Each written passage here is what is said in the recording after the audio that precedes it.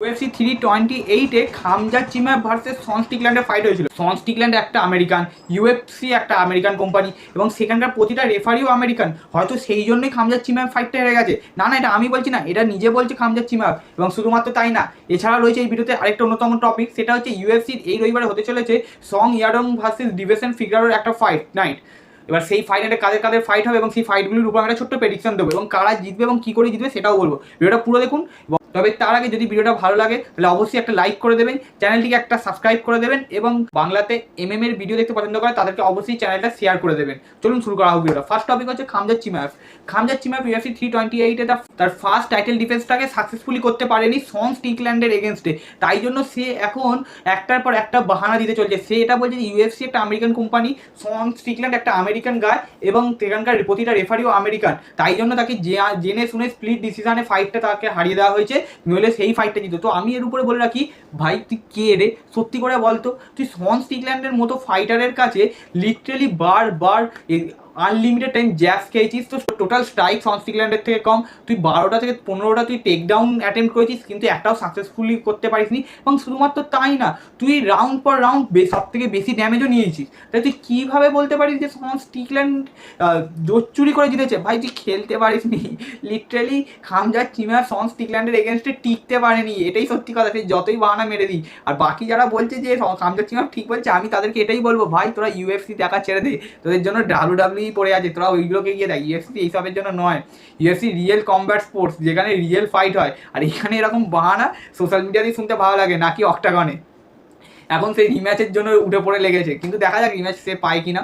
তো শুধুমাত্র তাই না, সন স্টিকল্যান্ডের কাছে হেরে যাওয়ার পর তার আরও মাথা গরম এই জন্যই হচ্ছে, কারণ সে তার আনডিফিটেড স্টিকটাকেও হারিয়ে ফেলেছে এবং তাই জন্য সে বারবার আবার আগেকার মতো ড্রামা শুরু করে দিয়েছে। I will kill Sean Strickland, I will be smash Sean Strickland, Sean Strickland, Sean Strickland করে টুইটার ইনস্টাগ্রামে পোস্টে ভর্তি করে দিয়েছে।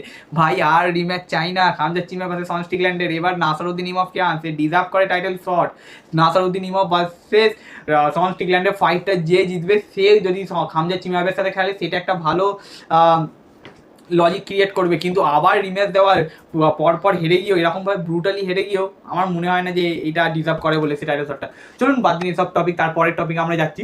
পরের টপিক হচ্ছে ভাই ইউএফসির fight night song Yadong versus ডিভেসন ফিগারোর 30 তারিখ 4:30টার সময় শনিবারে খেলাটা হবে, মেন কার্ড শুরু হবে, অবশ্যই দেখবেন। এইখানে প্রথম মুসলিম সাইকো ভার্সেস জ্যাক ম্যাথিউসের ফাইটটা ক্যান্সেল হয়ে গেছে, যেটা ওয়ার্ল্ড হাবের ডিভিশনে হওয়ার কথা ছিল। অবশ্য ফাইটের সঙ্গে কোনো হাইপও নেই, তাই এটা আবার ডিসকাশন করবো না। তারপর অ্যালেক্স পারেজ, জ্যাক ম্যাথিউস, এইগুলো ফাইটগুলোকে বাদ দিন, এগুলো টপ ক্লাস ফাইট নয়।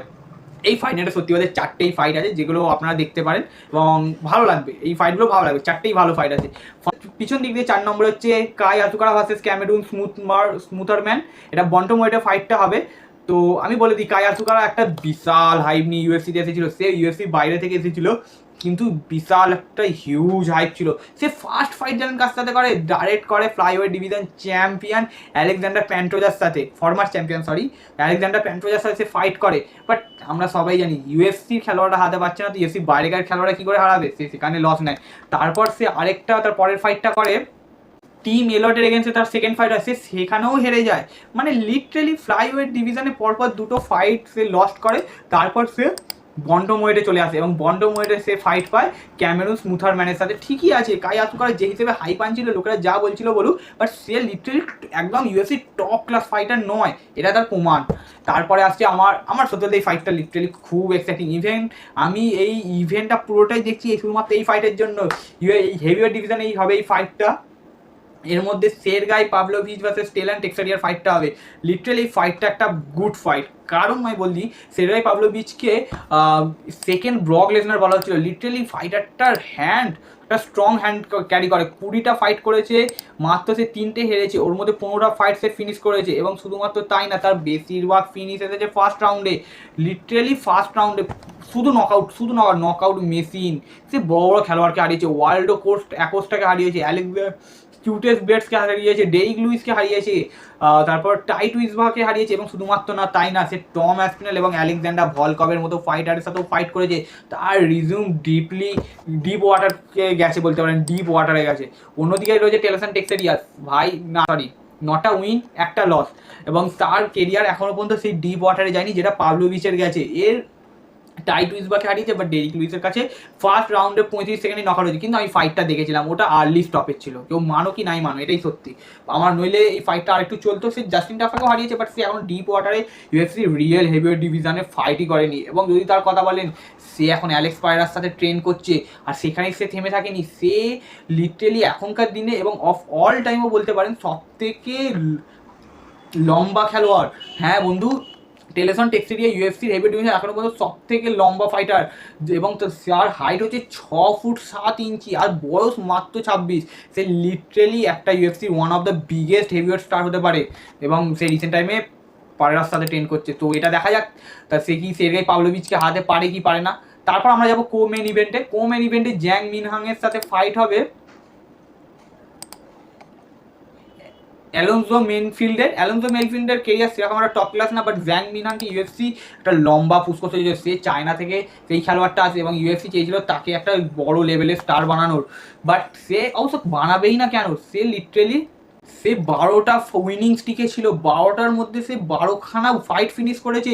12টা ফাইট সে ফার্স্ট রাউন্ডে ফিনিশ করেছে, এবং ওর মধ্যে ছিল 10খানা নকআউট, আর প্রতিটা নকআউট ফার্স্ট রাউন্ডে, প্রতিটা সাবমিশন ফার্স্ট রাউন্ডে। আপনারা ভাবতেও পারছেন না যে কোন লেভেলে হাইপ ক্রিয়েট করে দিয়েছিল। সবাই ভাবছিল লাইট হেভিওয়েটে একটা গোট এসে গেছে, সে টপ ক্লাস ফাইটার, বাট সে হেরেইছে বা কার সাথে জনি ওয়াকারের মতো ফাইটারের এগেনস্টে সে হেরে গেছে। না, আমি জনি ওয়াকারকে খারাপ বলছি না, বাট সে যেরকম রিজিউম নিয়ে আসছিল, সেই রিজিউমে এসে জনি ওয়াকারের কাছে সেকেন্ড রাউন্ডে হেরে যাওয়া, এটা মানে খুব একটা লজ্জাজনক বলতে পারেন। হতে পারে জনি ওয়াকার বড় ফাইটার, বাট সে এখনও সে টপ 5 লেভেলের ফাইটার না, সে টপ 8 নম্বর লেভেলের ফাইটার না, সে একটা ডোর কিপার। তার কাছে সেকেন্ড রাউন্ডে নকআউট হয়ে যাওয়া মানে তার। তবে যাই হোক, এখন আবার ইউএফসি তাকে একটা ফাইট দিয়েছে, যদি সে নিজেকে সেটব্যাক করতে পারে তখনই বোঝা যাবে কি হয়। আর তারপরেই আমরা যাব ইউএফসির বন্টমওয়েটে হবে মেন ইভেন্টটা, যার মধ্যে সং ইয়াডং ভার্সেস ডিভিশন ফিগরাডোর ফাইটটা হবে। সং ইয়াডং এবং ডিভিশন ফিগরাডোর বয়সের মধ্যে 10 বছরের তফাৎ, লিটারেলি 10 বছরের। অন্যদিকে ডিভিশন ফিগরাডো ফ্লাইওয়েটের ফাইটার ছিল, বাট তার কেরিয়ার এখন অলমোস্ট ওভার। সে বারবার লস নিয়ে নিচ্ছে। তাকে পিটার ইয়ান, কোরি স্যান্ডিগেন এবং উমান নুরমাগোমেডোভও তাকে হারিয়েছে রিসেন্ট ফাইটে। সে 4টে লেটেস্ট ফাইটের মধ্যে সে একটি মাত্র জিতেছে এবং বাকি 3টে হেরে গেছে। অন্যদিকে সং ইয়াডংও আসছে একটা লস নিয়ে, বাট সেটা খুবই স্প্লিট ডিসিশনে হেরেছে, তা আবার সনম অ্যালির কাছে। সং ইয়াডং লিটারেলি একটা গুড ফাইটার, সে হেনরি সিজুডোকে হারিয়ে দিয়েছে। সে পিটার ইয়ানের কাছে হেরেছে ঠিকই, বাট সে হেনরি সিজুডোকে হারিয়েছে। তো যাই হোক, সং ইয়াডংকে ইউএফসি এখনকার দিনের একটা one of the biggest threat হিসেবে নিচ্ছে, এবং আশা করি ইন ফিউচার সে আরও বড় ফাইটার হবে, তাই জন্য ইউএফসি তাকে পুশ করতে চাইছে। এবং আমাকে যদি প্রেডিকশনের কথা জিজ্ঞেস করেন, তাই আমি বলবো কাই আজুকারা এই ফাইটটা জিতে যাবে, ক্যামেরুন স্মুথারম্যানকে সে হারাবে এবং ফার্স্ট ইউএফসি উইন সে নেবে। তারপর আসছি সের্গাই পাভলোভিচ ভার্সেস টেলেসন টেক্সেরিয়া। এই ফাইটটাতে আমার মনে হয় সের্গাই পাভলোভিচ তাকে ডিপ ওয়াটার নিয়ে যাবে, এবং আমরা আগের ফাইটে দেখি টেলেসন টেক্সেরিয়ার গ্যাস ট্যাঙ্ক লিটারেলি একদম ওর্স্ট গ্যাস ট্যাঙ্ক, সে ফার্স্ট রাউন্ডের পর থেকে তার গ্যাস ট্যাঙ্ক শেষ হয়ে যায়। আর এখানেই সের্গাই পাভলোভিচ ম্যাচটাকে জিতে নেবে, কেড়ে নেবে টেলেসন টেক্সেরিয়ার থেকে, এবং সে জিতে নেবে এটাকে নকআউট বা সাবমিশন করে। তারপর জ্যাং মিনহাং এই ফাইটটাকে মেন ইভেন্টে জিতবে। আমার মনে হয় অ্যালোনজো এই ফাইটটা কোনোভাবেই জিততে পারবে না, এবং সে খুব একটা টপ ফাইটার নয়, বাট জ্যাং মিনহাং সে প্রুভ করবে যে সে ইউএফসি আপকামিং দিনে একটা বড় নেম হতে পারে। আর সং ইয়াডং ভার্সেস ডিভিশন ফিগরেডোর প্রাইম ইজ গন। সং ইয়াডংয়ের টাইম শুরু হয়েছে, সে আস্তে আস্তে বিল্ড আপ করছে নিজের কেরিয়ার, নিজের স্ট্যাটস, এবং তার স্ট্যাটসে ডিভিশন ফিগরেডোর মতো একটা লিভিং লেজেন্ডের নাম যুক্ত হবে এবং যুক্ত করবে, এবং এই ফাইটার সং ইয়াডংই জিতবে। তো চলুন, আজকের ভিডিওতে ছিল এই মাত্র এই ছোট্ট কয়েকটি টপিক। যদি ভিডিওটা ভালো লাগে তো অবশ্যই চ্যানেলটিকে সাবস্ক্রাইব করবেন, ভিডিওটিকে একটি লাইক করবেন, এবং আপনাদের বন্ধুদেরকে অবশ্যই চ্যানেলটি শেয়ার করবেন, কারণ আমি বাংলাতে এরকম এমএম এর ভিডিও দেখা হচ্ছে অন্য একটি ভিডিওতে।